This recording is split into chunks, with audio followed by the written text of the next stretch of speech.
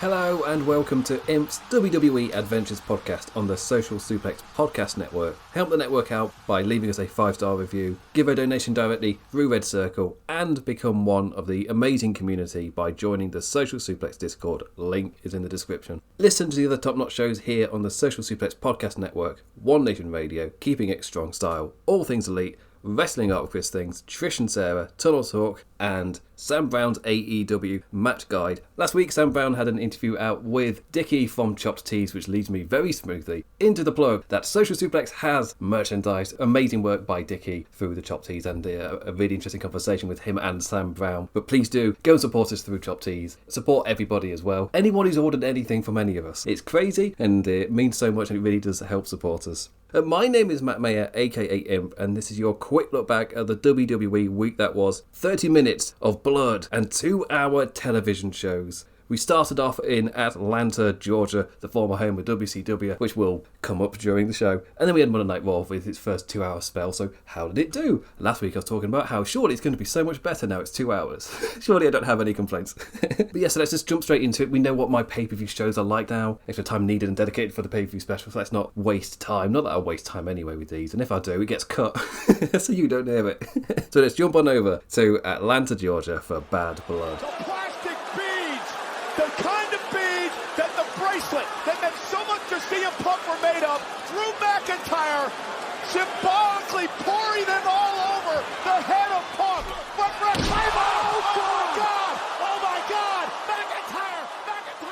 Ooh, that cell match was good fun, wasn't it? My thoughts as whilst I was watching it, I was just like, there's been nothing like this in WWE in quite some time. Like, I wouldn't be surprised if this is an era-defining match for a lot of younger fans or newer fans. An era-shifting match with a level of violence. Because it's generally been about 16, 17 years since WWE aired a match so violent and bloody. We've had spots that were bloody, or we've had like Roman Reigns versus Brock Lesnar, which had the blood packets at the WrestleMania match that got booed out the building. So we've had little things, but we've not had a full-on blood feud match with actual blood in it. Been such a long time to finally see it. Just like, it feels like finally we've entered this kind of awesome new era. And I will keep saying for WWE, because not for wrestling, because that's almost like the entire point of AEW was to present a style of wrestling that WWE won't do, to go after an audience that WWE aren't going for in that older audience. And that's what I want. I want my wrestling to be a variety. I don't want it all to feel the same. I don't want each company to be doing what the other one's doing because it's successful. Like, no, I want them to both be going after different demographics. And this, for me, yes, it was more bloody. Yes, it was more violent. Yes, there were some insane bumps.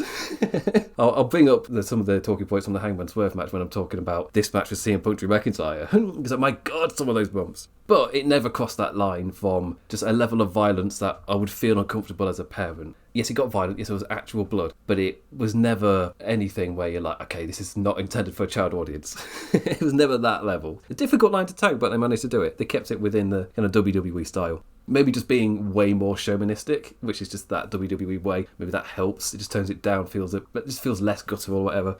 Actually, before I get into CM Punk vs Drew McIntyre properly, I just want to say that before we get into the match, the way that Bad Blood kicked off, Naomi, Bianca Belair and Jade Cargill opened the show as hosts. My immediate read was that because it had kind of blew up that WWE had managed to book a pay-per-view in Atlanta, Georgia without a single black person on the card. There still wasn't, but this was somewhat, for me, like immediately I saw it as like a see-through quick fix to address the optics. It doesn't fix anything. Part of the critique was black audiences having no main eventers, no black singles win on pay-per-view for over a year. You got Jade Cargill and Bianca Belair winning, but there hasn't been a men's victory in a long time, and especially a men's singles wrestler. I guess what doesn't help optically as well is the opposition in AEW. That did comment of coming across of above market values, like...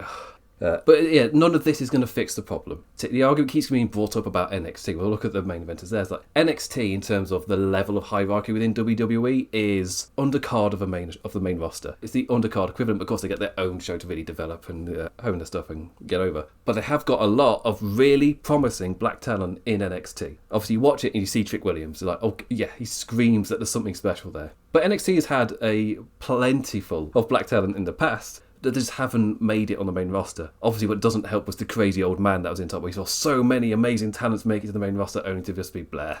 What's they got there? But it hasn't translated onto the main roster.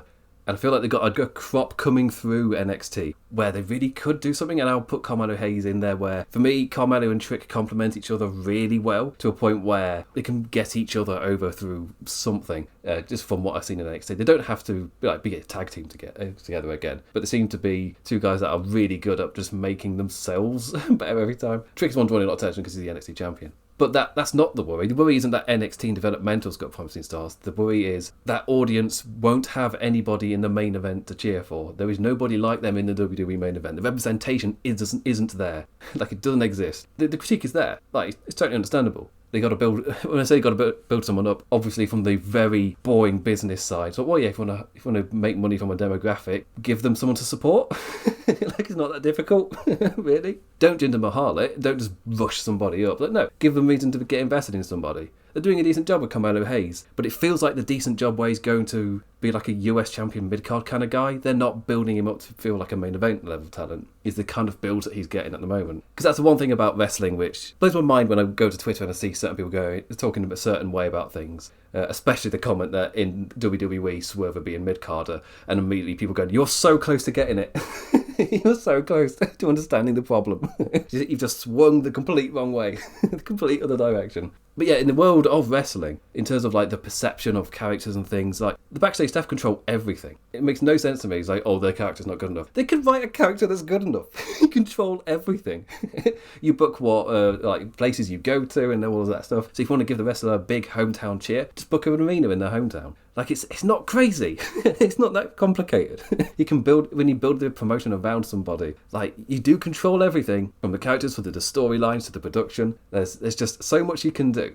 To me, it's absolutely crazy to go, but the character's not main event. Then write a main event character. Again, if it doesn't like pay off, if it doesn't quite work, but you tried. That's one thing here. With Triple H's comment was just awful. Like, my God, does anyone have a worse PR mindset? Cody Rhodes is amazing at PR. That's me saying that to somebody who's definitely Republican. But it's just like, he really knows what he's talking about when he's talking about how to do PR. Like, he knows his stuff. But Triple H's comment immediately, I don't feel like I'm the right voice to talk about this, but the fact that it's so blatantly not right to me, there's a reason the I don't see colour has been memed online. There's a reason it got immediately taken the piss out of. You saying you don't see colour translates to a person of colour. That means that you're saying you don't see my struggle. Just immediately, like, come on. My assumption, because immediately as soon as you said that, I was like, pretty sure that Vince said that in the documentary. So my immediate thought was Triple H had watched the documentary, seen the line and got over there, or maybe the line was just in his head, or that is generally he thought it was a good PR line that WWE have just been saying, or Vince had said it for so long that he thought it was a decent PR line when it just isn't. Maybe it was in the 80s. When it seems a big deal to actually push anybody of colour. Nowadays, saying that means that you're not seeing is how it translates to it. But also that brings me again to Cody Rhodes. He's got that clip of him saying directly that. Pretty certain AOC retweeted after he said that. Did I make that up? That sounds like a made-up world. Did I dream that? But anyway, I could stay stuck on that topic. But they control everything there. And there's some really promising talents in NXT. I've brought up Trick Williams. For me, the minute I saw Obi Femi, I was like, that's him. Obi Femi is the man. If you build stuff around him, he can be an absolute star. He absolutely screams it. They've got multiple talents. Obviously, Obi Femi's just a bit more green. I don't know how much time he needs. I don't want to see somebody get fast-tracked just so that they can, like, optically say, no, look, we do push black talent. No. Spend time building somebody. When we compare the two, the worst thing that they could do is temporarily push somebody to address the optics, rather than actually building somebody up for the fans to get invested in long-term, because that's what AEW have done with Swerve. They've cultivated an audience to long-term be invested in that character. Don't fast-track a guy onto the main roster and just push him so you can optically say, look, we do it. No, spend time building around him, build the strong characters, build everything I was talking about with figuring out the production and everything. Like, you spend your time doing it, yeah, the fans are going to get invested. Anyway, let's get back to the show. I said no tangents then, Jesus Christ. The three women introduced Hell in a Cell before pitting off to party in the VIP seats for the rest of the show. Throughout the night, parading the ringside legends like Goldberg, Lillian Garcia, X-Pac, On and Tully, showing Jacqueline and Booker T. The other thing that reminded me of is that line of the talent isn't there. That's Triple H almost saying to them that I don't think you're talented enough. Like, Jesus Christ. It's why it's bad PR, just all around. But also, it didn't fly for Saturday Night Live a decade ago. It certainly doesn't fly for WWE now. And surprise, surprise, when Saturday Night Live put in the effort to find black talented comedians, surprise, surprise, they found loads of them. It turns out the talent was there, it's just you weren't putting in the effort. Almost same read here. If you put in the effort to find said talent and develop that talent, surprise, surprise, the talent will be there. Especially in the WWE world where you control all of the writing, the production and the characters and everything. You can cultivate whatever you want. So anyway, let's jump on into the Hell in a Cell match, CM Punk versus Drew McIntyre. The fans clamouring for Punk as the cell was lowered. So a nice move to have Drew come out first, instead just to get boo for Drew McIntyre. Walk and brawling around ringside to get us into things and bring the weapons out. A wrench to the face, but this is violence that kids can enjoy, so no wrench blood. Sticking with that, trying to get creative, they used the table legs to tease violence. To be honest, how nice it was to see them be able to do that without any chance about wanting to see them go through said table. They're invested in the story. There's no need for any against the show chance. Like, hooray. Claymore at ringside, then launching Punk face first into the steel. And actual blood. That ain't no blood packet. Punk genuinely wore the crimson mask, which would perfectly to bring back the wrench. Now we get wrench blood! Hooray! Actual wrench blood. Really caught me off guard. I just assumed, like, we'd get the wrench to the head and blah, blah, blah. It would never come back and it would just be a spot where they're trying to be inventive. Like, no. We've moved on. This is a different era now. Drew using the Chicago Man's downtime to set up a ringside table. The crowd actually getting behind seeing the Scots do his thing. Like, this is awesome after a suplex countered a top rope Punk and boos after the Claymore was rolled away from. They just want to see the things. Big toolbox to the head and McIntyre was bleeding too. Like, Jesus Christ, his entire forehead like instantly red and like it was tomato juice. It's like, Jesus Christ, the amount of stitches he needed from that as well. Which then obviously stirred the commentary of... So, there's no commentary about the safety of cutting a man open so badly with a stiff hit from a toolbox. But, you know, a gimmicked chair where it looks bad but actually isn't, like, that's infinitely worse. Both companies do stuff which looks good. Technically, toolbox, way more dangerous. The visual of them both donning the crimson was the final selling point this feud desperately needed. And it's so refreshing to see WWE let them do it. Going for a certain reference as a bloody Drew yelled, locked in the sharpshooter. Also, with all the big spots, that wrench got the biggest reactions. He's like, why would you do all these big crazy spots where you just grind a wrench into somebody's head and get the biggest reaction from it? The School of Orange Cassidy. He's got it down. Take as few bumps as possible. Yeah. Huge reactions for doing minimal. That said, one of the biggest was certainly the crazy suplex from Drew falling with Punk through that ringside table. Like, Jesus Christ. Drew used the steps so well as a prop to sell his wear and tear, just a complete inability to even lift the thing into the ring, selling his exhaustion as he set up to future shock and out of it Punk onto the steel steps, which is what made the sudden GTS nearfall so believable. And then the white noise onto the steps so much bigger, like, these lads know what they're doing. Surprise, surprise. Kaluba clutch about to get wrenched, but Punk got that wrench to stop Drew instead, which drew even more blood from Drew as he was in the corner, dripping with it as he swatted away the ref's towel, knowing this is the big emotional beat of the match with his little bag full of bracelet beads. Then the Jesus Christ bump, a brutal bump, missing a Claymore and landing half on his back on the steel steps. That's the one that got the biggest reaction out of everybody. That's almost a bump that's just instantly the thing that's remembered almost most from the match. It's that absolutely brutal bump. There's the footage of the fans where he caught the commentary, and as soon as Drew takes that bump, Corey Graves is like, oh my god. He just stands up and turns away. He's like, oh no. Oh my god. Like, just a reminder that the swerve needle spot was like the safest spot of the match. Like, it was the thing that drew some of the biggest ires. Like, no, that was one of the safest spots. I don't know why you're not comparing it to the cinder block spot, but sure, yeah, compare it to the needle spot for some reason.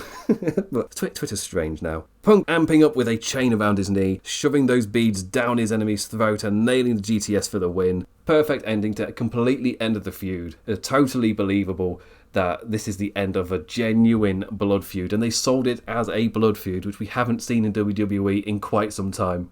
Yeah, this match, for me, absolutely knocked it out of the park. This was, for me, match of the year contender. Also, the selling afterwards was top-notch, like Punk stumbling on the ramp, medics giving him oxygen as Drew struggled to get to his feet in the ring. When I'm watching this, it's like they knew what they were doing here and really stayed with it to sell the aftermath. They didn't go, okay, match is over, you got a minute, and then we're cutting to commercials. Like, no, they stayed with it to sell what we had just seen and stayed in the atmosphere for a bit. Then cut to commercial bullshit. We just stay in the moment for a little while. They did everything they could to make it feel special as well. They're sending off it afterwards, and I don't want to see one for a long time. Like, it was a year and a half since they did it previously. A similar time frame, if not longer. Like, I'm perfectly fine for these to not be regular at all. They have to be earned. Rather than, oh, it's been a while since we've seen a Hell in a Cell, what they're going to do this year. No, earn this match. Anyway, go on to the rest of the card. Oh wait, there's the main event. No, actually, let's end on a high. Let's get through the bullshit. The show after this match takes a massive nosedive and just becomes on. Like, it's fine. It's absolutely fine. And maybe, like, staying on that, like, 2.5 star kind of is perfectly fine. Like, it's not a trope. To me, 2.5 star is, for me, that's average. Like, that's absolutely fine. But, like, the middle of this show is just very averagely okay. So, let's start with the bullshit. Nia Jax versus Bayley. Bad Blood Bayley out for championship. I guess. Didn't finish that note. We're bang in the middle of building Nia as the force of a champion. Really still in the early days. Like, we're a good way off of the last dropping the thing. So build that last up, Bayley. Give us a realistic, kind of believable way for her to win. A little chuckle at Nia walking away from a dive, amping up Bayley, going full Zack Sabre Jr. and utilising, just move, dickhead. It's genius. Turns out Nia just got the spot muddled. I did not read it right at all. With Bayley finding a way to repeat the setup and do the spot later. It's a weird match where some of it, fine, it looked great, whatever, but there was quite a few spots that I just completely kind of just break the match a little bit and they have to build up the flow again. For me, there's two kinds of botches. There's a botch where it's instantly recovered and it's almost like it never mattered. And then there's the kind where it actively, both wrestlers are like, okay, let's take a beat, then go again. You're taking that beat with them whenever that happens. But, you know, for the safety of everybody, I'd rather you did take that beat and then proceeded whatever to be next. I'd rather you did that than try and make up for it. You know what? I'll commend Nia for trying to genuinely mix up her offense and grow, deliver something different, but obviously not for the execution. Like, the crowd popping hard for the head scissors reversal and Bayley to belly to Bayley herself. The same for the sunset flip into the corner, just like a beat off, but the crowd was popping regardless. And the pop-up Samoan drop, like, they're not going to get those stars, but the crowd is still having a jolly old time anyway.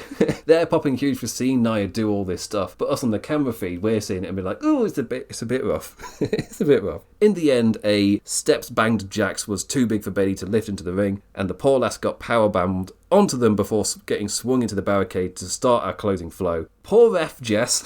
I forgot about this. A Bayley kick properly flattened the champion onto the referee. So the referee's in between them. So it was like, oh, am I hurt? Just kind of a little bit dazed. And then Bayley kicks over her to Nia's head, and Nia just completely flattens the ref. Cue the visual win for Bayley with the referee down, and it's Tiffy time. Stratton waking the ref, who just picked up her Money in the Bank briefcase. I wound back to check what happened. So Tiffany Stratton comes in, sees the folk down, was like, oh, I can win this match for Nia. She puts her Money in the Bank briefcase down, wakes up the referee. The referee picks up the briefcase with, like, absolutely nothing from Tiffany Stratton to even insinuate that she wanted to cash in. It's like, no. You know what? I'm putting zero blame on Stratton here. She genuinely did not do any gesture to hand that briefcase to her. It was just on the floor. That is all on the official. Cue the feud of Stratton versus Jessica Carr. She has a grievance, a right to grievance. It was like she wanted the baddies to fall out. Carr was in it all along. Go after her, Stratton. Villains arguing gave Bayley her roll-up near fall, but the elbow drop she beat Naomi with last week wasn't coming. Stratton throwing her briefcase to Bayley in distraction, who just immediately threw it back at her, but it was enough for Jax to Samoan drop her off the corner and sit on her for the win. I know it's called the Annihilator, but her finisher is she sits on you. So I said it with Yokozuna. It's the same here. The crowd never lost their investment in it. They stayed with this match kind of, again, at that 2-3 star kind of level. They were in on it, but not going crazy, and they were reacting to everything really positively, having a great old time. But it was still just a bit rough. But it kind of set the tone for the next two matches, where it's this pay-per-view which has such a white-hot start, and then it's just fine. I wouldn't be missing anything if I hadn't watched it, level of, it's okay. It's just a strange feeling when it's such a white-hot product, and then I watch it, and it's like, it's fine. It's okay. Finn Balor versus Damian Priest. For me, this was the match where that really set in. Kick, punchy, stompy stomps, Priest pissed off, Balor, the villain looking to prove himself. It was alright, like your modern day WWE 3-star wrestle, but with characters the crowd are so invested in. Like, I don't know whether to call this a hot feud or whether they've just done a good job making Priest and Ripley hot, because Finn Balor isn't a believable person to defeat Priest at all at this moment. The Judgment Day just don't have that feeling to them at all. But they are using them to really get over Priest and Ripley. That those two feel so incredibly over. Because Damien Priest wasn't anywhere near as over as Rhea Ripley before his world title reign, and he wasn't really as over during it. But what they've done since, both of them feel like they really are both getting incredibly over. A great forearm from our Damien, like Balor off the top rope and whoopang. It really was good stuff. Spinning to the ringside for a tad as the announce table got teased. Back into the ring, kicked us into the interference portion. Carlito to distract, McDonagh to grab, and Balor to coup de grace for the near fall. The crowd yeeting, but Priest had this, he didn't need Jay. Clobbering and launching the lads away. The final flow, lovely fun. A series of coup de grace to the standing man's back, but the third was caught and South of Heaven chokeslam for the win. A match that did its job, but a match that felt very much like we're in the early just having fun part of a WWE feud. I wouldn't say it felt particularly heated. I wouldn't say it felt particularly over. It's like, okay, this is where we're going to be for the next little while, and it's just perfectly fine.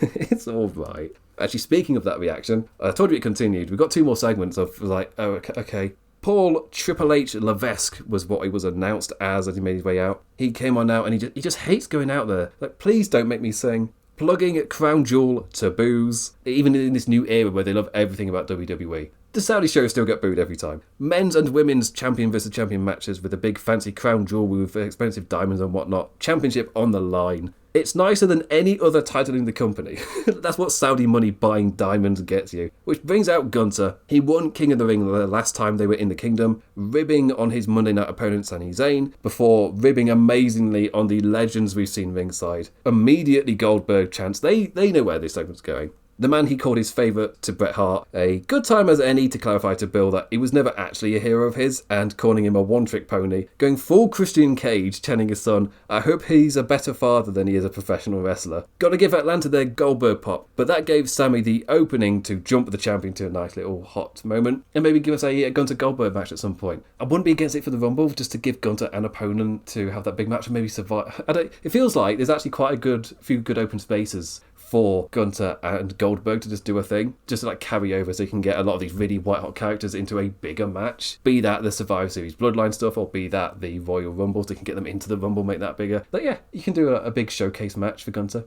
Also, that's me massively assuming that that's what Triple H would do, because it feels like we have left that era of like the legends getting big title matches over the current roster. That was a big commending thing for AEW, with the way they've used their legends. That they've featured them, they've been big stars, they've been made to feel important and iconic, but they're not in title matches over the current lot. They are not the champions, or they don't beat the current top lads at all or anything. And it feels like the current state of WWE has kind of entered that realm as well. And this Bad Blood show, it felt like the most respectful to the legends of the past then WWE has shows have been in ever.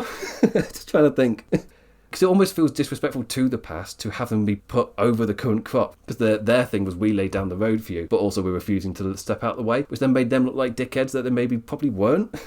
So it's like, oh, okay. Also, it was hilarious to see online, people seeing that segment and then going, oh, does that mean we're going to get Gunther Goldberg in Saudi? Oh, Goldberg go for that Saudi paycheck. It's like, do you people watch the show?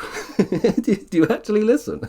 I know Twitter has become this place where you have to farm engagement so you can get paid and get money. Sean was sat with being hilarious because today was the people with Twitter Blue stuff would start to be paid for other people's engagements rather than the ads being paid. And it was like, from minute one, we're like, yeah, Musk is eventually going to find a way to stop paying you guys or start paying you less. So, maybe find something that you're good at and hone that skill. Instead of this, because it's not going to last. And surprise, surprise, today was that day. So, maybe people who genuinely aren't watching the show and literally just posting to get that engagement stuff. It's like, yeah, they're like, now the people commenting on your videos are going to be, trying to engagement drive. It's like, The Women's World Championship. Here we go for the final bullshit. Dominic Mysterio in a shark cage. Liv Morgan versus Rhea Ripley. Right. This was just full-on bullshit. I don't mean that in a ribbing on it negative way. I mean full of nonsense. Absolutely chocker full of it. Dom and Liv out in the Mattel toy lowrider. The ref has his earpiece camera. Oh boy, here we go. Fair to say we had started out with goofiness before Ray's music had even hit, and Cole plugged the Dom Mysterio toilet paper that they are legitimately selling on WWE Shop. They legitimately plugged Dominic Mysterio toilet paper and said that you can buy it now on WWE Shop. The shark cage raised and Dom in the sky. The goofy shit dealt with. meaning we were to be treated to a good old Morgan Ripley wrestle, right? Like, it's been a heated feud, like, we're going to get a heated feud match, right? Well, the first few minutes were certainly grand. Like, Rhea launched Liv about the chants of Mammy before Liv snuck back in and got to show her wily baddie ability, slowing it down, right down, and well, actually, a little solid character bit as Rhea Ripley climbed to the top rope. Graves hitting on her, like going, oh, she's going to be doing another Dominic thing. Before she yeets and shows us all that, no, Mammy's indeed moved on. Riptide to Liv under the shark cage right by Dom, and a great little stunt with Dom falling out the cage, only for his chained ankle to have him dangling upside down. That is a visual which is going to be remembered. There's been the commentary that this story has somewhat undermined the women's title and made it secondary. And we got to see that in action. This match didn't contradict that. This match fed into that. It proved that they were right. As Ripley whipped poor Dom with a kendo stick when she could have gone for the match, and I guess their story is that she's so incensed, but she's caught up in this that she couldn't refuse it, and that cost her the match. Outran Raquel Rodriguez, and apparently this ending was completely mucked up. Returning after months and turning villain to a line as Liv's heavy. Match thrown out. Liv retained in a DQ. Fair to say the goofiness did not end once the bell rang. Like, at all. Full on goofiness. Apparently everyone was very confused to see that the referee just watched it all and they was just like, we're going to have to do DQ now. So it just ended a bit flat in DQ. It still sets up the main point of the Raquel Rodriguez alliance into the Judgment Day. Like, it still does that. So, and that still feels like it's going to be a decent pairing. Just the match itself just kind of like died a damp squid. So, yeah. Anyway, so use that opportunity to jump onto the main event. Roman Reigns and Cody Rhodes versus the Bloodlines, Solo Sikoa and Jacob Fatu. There's some dude in a hoodie and a bandana at ringside. And he just took out Tama Tonga and Tonga Loa. Oh my goodness! Jimmy Uso is back! Jimmy's back! I want to do this last on this just so I'm talking about something in a very positive way. These style of matches aren't for me. I can just see why they're as big as they are, and the kind of feeling that we were getting where there's a lot of people talking about the mega powers again. It's because it feels like we're bouncing off of that and using it in the best way possible. A big Atlanta parade for hometown Cody. Marching band around the ring playing his theme. Not to be outdone by Roman getting a full orchestra that are just miming out on the ramp. Like, all right, keep your dick measuring to yourselves, lads. Commentary hitting hard that the baddies are out alone tonight after the tag team ladder match on Smackers the night before. A 30-minute tag, doing well on building Fatu as a future main lad, giving us our first match for Roman Reigns since WrestleMania, and setting the table for the next one nicely. The only loser here is Solo. Like, not even them giving him a run of offense on Roman Reigns saved that. Lots of Dusty Rhodes echoes from both Cody and the commentary lads. Will Cody have his partner turn on him just like his dad had on him 41 years ago? A long spell of Cody eating shit. When WWE is critiqued as spectacle over quality, this main event is exactly what is meant. The characters are over as hell. The occasion given all the gravitas. The match is, no, it's fine. It's okay. I did enjoy the final five, as well as the odd production bit because I'm a nerd like that. Like the camera following over the shoulder of Roman as he amped himself up to climb the steps and get the hot tag of his partner. Like a single shot with no cuts as we stayed in the moment with him. That was nice. Fatu the difference maker once again, but Rhodes had the fight to fend off. Just didn't count on him receiving the no-selling monster booking. Groggy on the announce table, Cody up on the corner, and a big old splash flying with a crash through the announce table. The crowd loving life as the focus switched back to Roman and Solo in the ring, the two trading blows and so behind Reigns whenever he nailed any signature move or taunt. But it was also your standard Bloodline fare as the Tongans distracted for a great spear near fall, after which the camera stayed close in on Solo and Roman, but in the background, every fucker got their phones out and they all looked to the right. There's some dude in a hoodie and mask at ringside, called Cole, accurately. I've been rewatching Brooklyn Nine-Nine, so it's nice to hear some Captain Holt commentary. Like, there's a man in a hoodie and a mask at ringside. Like, yes, accurate commentary. It's Jimmy Uso, and the crowd goes crazy on their feet for the original Bloodline uniting. It's Spear for the win, and a big hug with his cousin after. But there's still 6 minutes left on the show. I didn't watch this live. I could see how much long was left. Like, what's going to happen? And there sits Cody in the opposite corner as we get another lovely shot, a single shot walking around the shoulders of both men, staying in that ring in that moment with them. Bloodline got pissed and jumped Cody afterwards. Jimmy the man to convince Roman to help Cody, saying that he didn't have to stay as a one-time deal, you can help him out here. Roman vs Cody 3 is the end game, but first, if you smell such a smart play with the crowd, already good to go home happy, then you hit them with the final boss. But who is he going to hit? Who is he pissed off? Is it both of them? Are we building to a triple threat? Are we building to a singles match and then delaying one of it? It's like, you're going to have to wait and find out. But a really strong ending to the show. As I'm recording this, we've not had the SmackDown since, so we don't know what the immediate aftermath is going to be. But it's a really, really strong way to end the show. They were so into Cody Rhodes and Roman Reigns, and again, using what they've done in the past with the Macho Man Hulk Hogan stuff with the Mega Powers. Take stuff from that storyline and insert it into here just to really play off of it. Also, Dusty's own history in this building as well, with his team acting partner turning on him. There was so much they were using to feed into this storyline, but they fed it into this so well. It generally was a kind of perfect tag team WWE main event for their audience. I'll be honest, like, I'll enjoy Young Bucks every single time. I'll enjoy their matches more than this, but for the WWE audience, this is what they want, and they absolutely got to eat. And then there's the Rock return, when it feels like you've had so many beats to be sent home happy. Roman coming back and saving Cody. It's felt like the right beat to end the show on. Then The Rock comes out. So yeah, really, really good stuff. Bad Blood overall, I've seen quite a few mixed reviews ever since it's aired, and I feel like that's kind of the correct way. It's a show with 2 matches that WWE fans are going to rate very highly come the end of the year. But in between, it wasn't great. Very, very skippable. Like, if somebody was to ask me, do I actually need to watch these? I would just say, you're not really missing anything by not watching the rest of the show. Just watch the bookends. Watch the Hell in a Cell. Watch the main event. And skip the rest. It really doesn't matter. Mediocre / below for most of the show. But the opener and the closer, genuinely, like, that is some incredible stuff. Anyway, so let's jump on over to Monday Night Raw. It's already long enough, this recording. So when I get this trimmed down to a good time, I'll be very interested in seeing. The sleeper. Gunther clinging up with DLI. Inches away from doing it. Oh no! Gunther in complete control. And that's it. That's it. Sometimes a big pairing wrestled at hyperspeed in a shorter time slot works magic. At the World Heavyweight Championship, Gunther versus Sami Zayn. No room for down periods to build the action back up, just going at it full pelt for the whole run. Like, I'm picturing Omega versus Okada 3 in the G1 when I say that, but it still applies here. It still applies to a Teddy main event like this too. Not on the same level, but it still applies. Half the time they've received previously, so they expertly just crammed it all into the 12-13 minutes of airtime that they had. Sami again showing he's the one that has the champion's number. As dominant as Gunther is, they did a solid job of painting the challenger as more than an underdog. Gunther's running fire not enough. Always a fan of the champion having to go somewhere else and innovate when the usual doesn't work. Again, I'm thinking of Okada.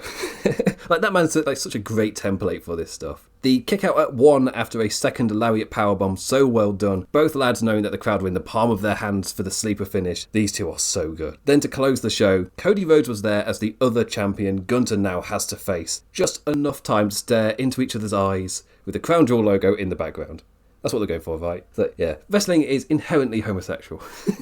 Let's just stare into each other's eyes lovingly whilst we hype our Saudi Arabia show. But yeah, really strong main event. Really solid stuff. Set each other up nicely for what's to come afterwards. You're leaving a lot on the table from using what you did in the past and feed into this one, but then not give the fans like everything they want because you're trying to cram it in, and then you can give them a longer like final blow at some point. I've talked about Gunther maybe having a Goldberg run at some point, but whenever Sami's next 3, you can do Sami Gunther 3. Maybe that can be your Rumble match. Or that can be your Elimination Chamber ones to feed off of Sami, maybe getting big opportunities at the Chamber. There's a lot you can do, but this felt like a really good third installment, like really shrunk down so that you can, again, at some point do a third way down the line.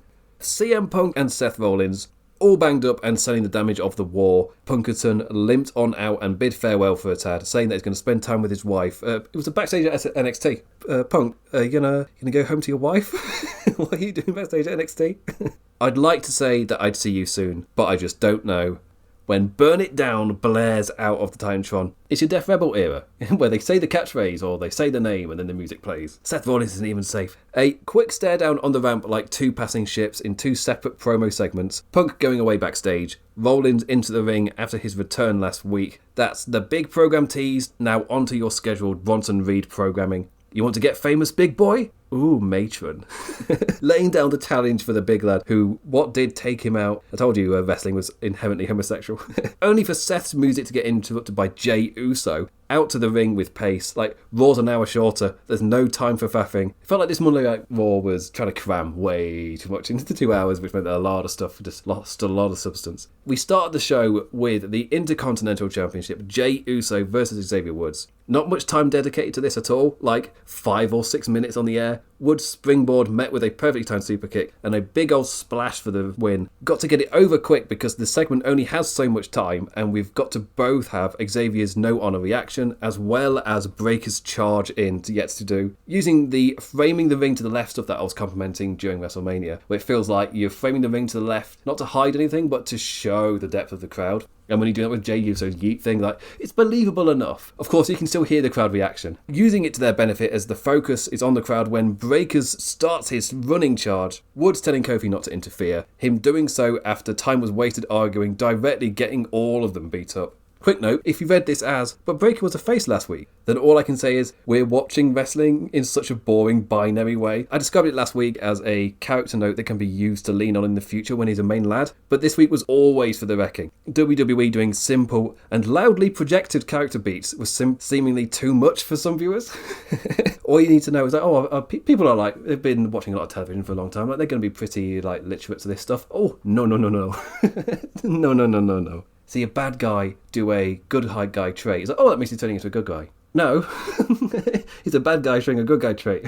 They're allowed to be more complicated than being full-on moral virtuous heroes or full-on evil despicable villains here.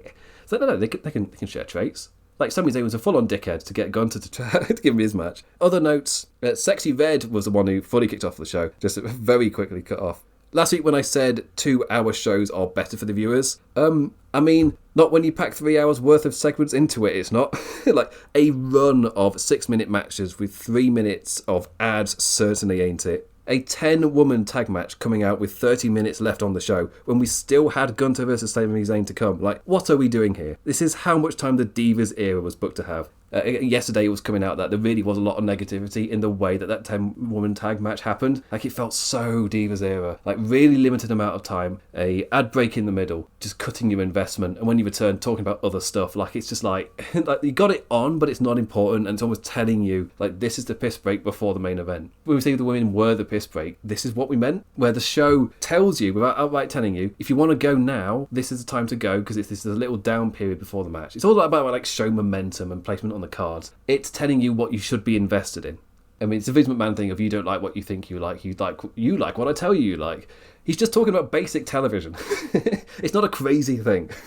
Him obviously talking about it very egomanic way, but it is just a standard television thing where show momentum, pacing of the show and whatever, it orchestrates your investment and people behind the camera know what they're doing. One of the editors' main things is sorting out the pacing, making sure the flow's right. Obviously with live television, way more difficult. That said, they control everything. It's what I was talking about with trying to create characters to make sure that viewers feel like they're represented on the show. You write and control everything. If you think a character isn't strong enough to be somewhere high up the card, you can write a different character. You can write whatever you want.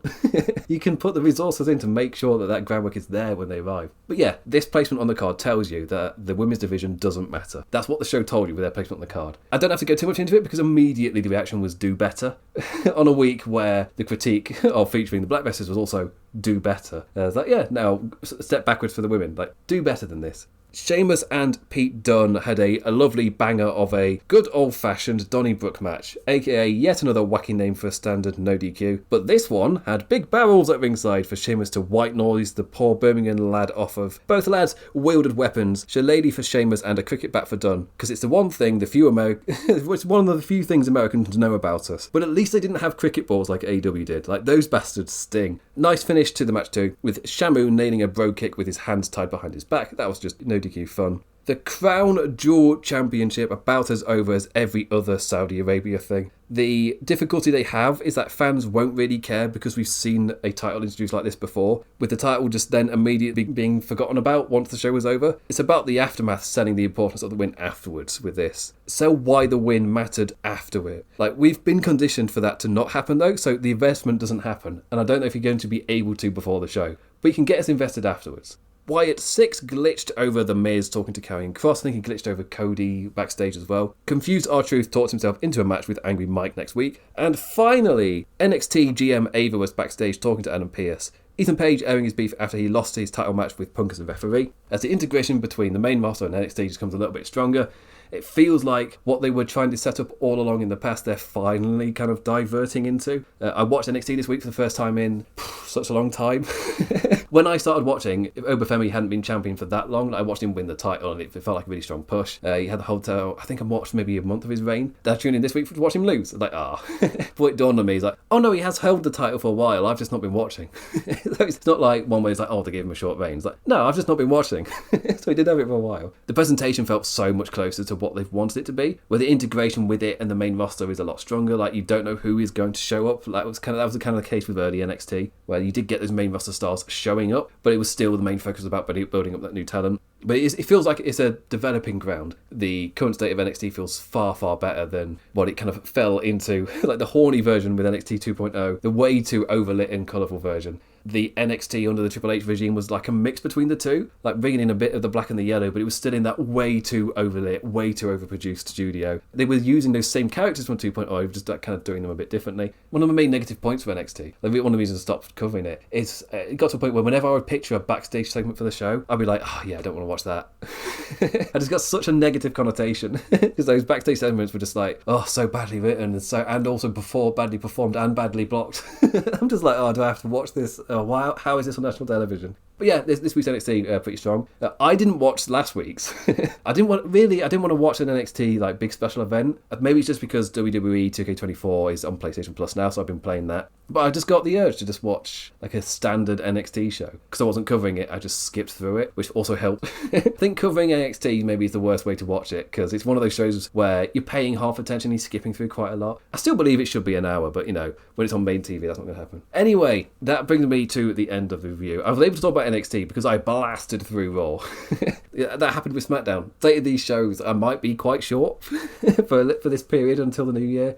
Quite often with SmackDown, I blast through it pretty quickly because I only got maybe two things I want to talk about, and then it's the other notes. Raw's going to be the same. I'm not going to want to talk about every segment, and they haven't got time to make every segment really worth dedicating the time to. So compared to the 4 segments I'd probably talk about before I got to the other notes, I'm now probably just going to be doing 2 again. So yeah. Anyway, that brings me to the end of the show. Bad Blood, absolutely fine. It's just very mediocre in the middle, but the main event and the opening match, absolutely incredible. The opening match in particular. The Rock obviously leaving them in a very, very positive way too. And then it just kind of carried momentum, and the main event very, very solid with Gunther vs Sami Zayn. You can skip the rest of the show.